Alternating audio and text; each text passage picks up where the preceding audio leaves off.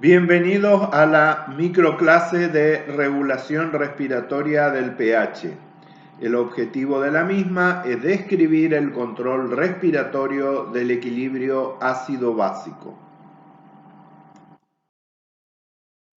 En clases anteriores habíamos mencionado que la concentración de hidrogeniones influye en casi todos los sistemas enzimáticos del organismo.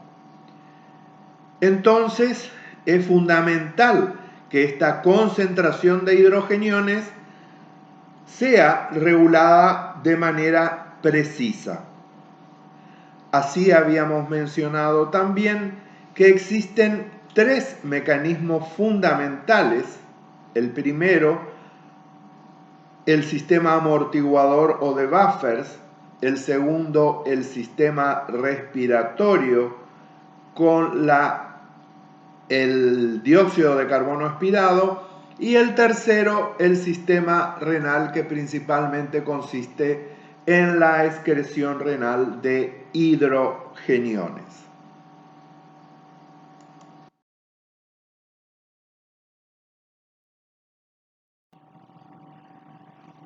Vamos a ver la regulación entonces ácido básica respiratoria. Pero antes de entrar en el tema, vamos a ver la relación entre el dióxido de carbono con los ácidos y con la propia regulación ácido básica corporal. En base a la fórmula que ustedes tienen en esta diapositiva lo vamos a explicar. En primer lugar, vamos a decir que el dióxido de carbono, también designado o denominado como ácido volátil, es el producto final del metabolismo aerobio en las células. En realidad no es un ácido en sí mismo, pero cuando reacciona con el agua se convierte en ácido carbónico, que es un ácido débil. Si ustedes miran esta fórmula van a ver que el dióxido de carbono se combina de forma reversible con el agua para formar ácido carbónico a través de la mediación de una enzima que es la anidrasa carbónica. A su vez, el ácido carbónico se puede disociar en iones hidrógenos y iones bicarbonatos. Entonces, este ion hidrógeno generado por la reacción que se muestra en esta fórmula debe ser neutralizado para que se puedan realizar correctamente todas las funciones corporales, es decir, que no exista un exceso de la concentración de esos iones hidrógenos que me produzca una disminución del pH. Vamos a explicar lo siguiente ahora. Una vez que se formó ese dióxido de carbono, entonces, habíamos dicho, por los procesos metabólicos intracelulares que dan lugar a una producción continua de este dióxido de carbono, este se va a difundir de las células hacia los tejidos intersticiales y a la sangre venosa, pero no como dióxido de carbono, sino ya convertido en iones hidrógenos y ion bicarbonato. Entonces, esta sangre venosa transporta hasta los pulmones esos iones, donde van a tener lugar en los pulmones reacciones inversas, es decir, el dióxido de carbono es nuevamente regenerado y se va a difundir a los alvéolos para luego pasar a la atmósfera mediante el mecanismo de ventilación pulmonar. Entonces, por eso es que el dióxido de carbono se denomina ácido volátil. Así, la neutralización del ion hidrógeno que procede de ese dióxido de carbono va a ser solo un problema temporal para la sangre venosa. ¿Cómo va entonces el sistema respiratorio regular la concentración de los hidrogeniones y obviamente así el equilibrio ácido básico? Por la ventilación, es decir, que si existe un incremento de la ventilación, se elimina dióxido de carbono del líquido extracelular, que me hace obviamente que se reduzca la concentración de iones hidrógeno. Al revés, si disminuye por cualquier causa la ventilación, me va a aumentar obviamente el dióxido de carbono porque no va a poder ser expirado. Entonces, esto hace que se eleve la concentración de hidrogeniones en el líquido extracelular.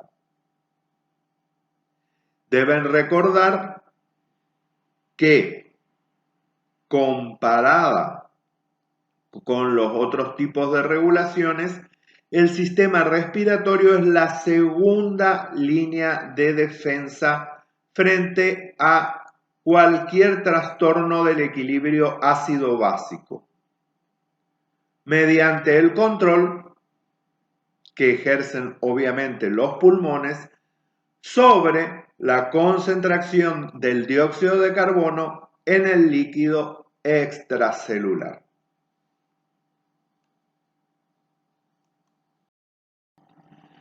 La regulación del equilibrio ácido básico, es decir, los mecanismos involucrados en esa regulación por parte del sistema respiratorio, son un claro ejemplo de la retroalimentación negativa. Así, en este caso, ustedes van a tener la descripción de ese ejemplo de retroalimentación negativa. Vamos a mencionar que vamos a identificar primero, ustedes tenían 3 estructuras morfofuncionales dentro de una retroalimentación negativa. El sensor, que en este caso son los quimiorreceptores periféricos y centrales. El centro integrador, que sería el centro respiratorio.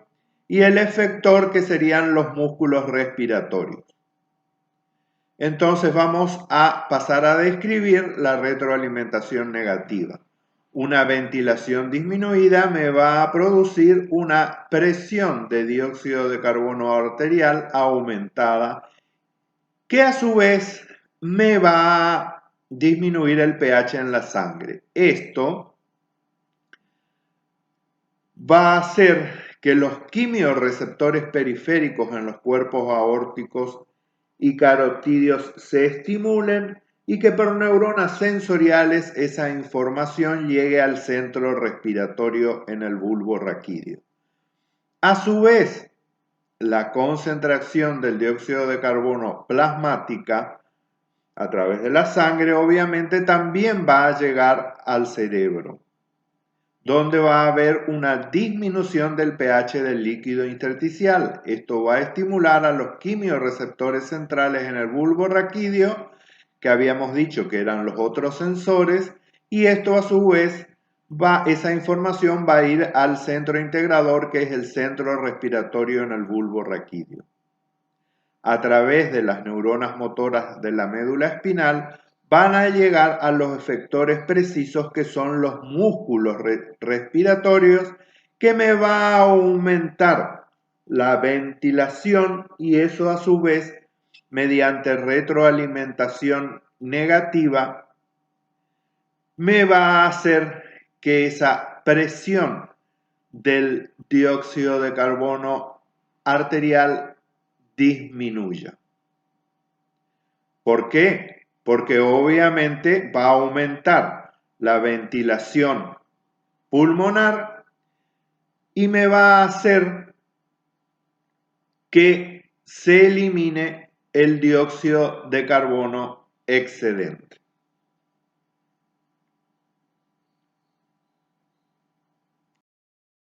Bueno, en cuanto a estos dos términos, acidosis y alcalosis, ustedes ya lo escucharon en la clase anterior y en este caso se denominan específicamente como acidosis respiratoria y alcalosis respiratoria para diferenciarse con la acidosis metabólica y alcalosis metabólica que la habíamos visto en la clase anterior.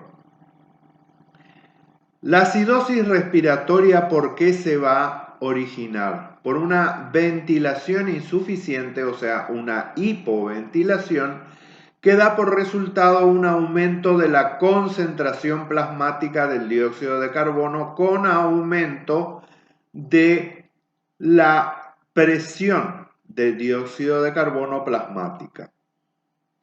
En cambio, la alcalosis respiratoria se produce por ventilación excesiva, hiperventilación, que da por resultado una disminución de la concentración plasmática de dióxido de carbono, reducción de la presión de dióxido de carbono plasmática.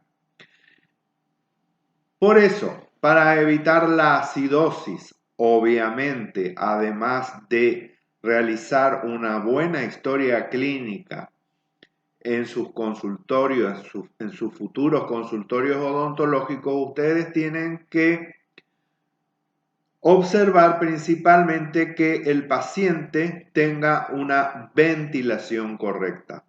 Y en cuanto a la alcalosis respiratoria, a veces es común que se presenten en los consultorios porque con la ansiedad nuestro paciente entra en hiperventilación. Entonces, además de todos los otros parámetros fisiológicos que ustedes tienen que observar en el consultorio odontológico, también es importante controlar la ventilación de nuestros pacientes.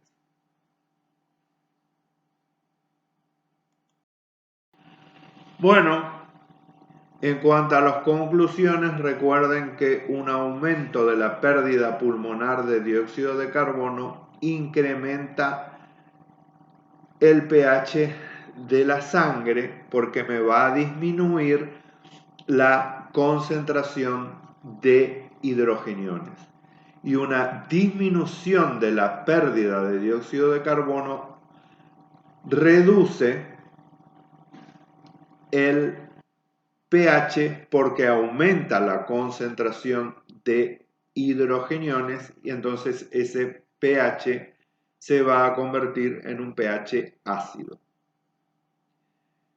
Cualquier duda o pregunta la van a realizar en el foro de discusión dudas sobre el control respiratorio del pH,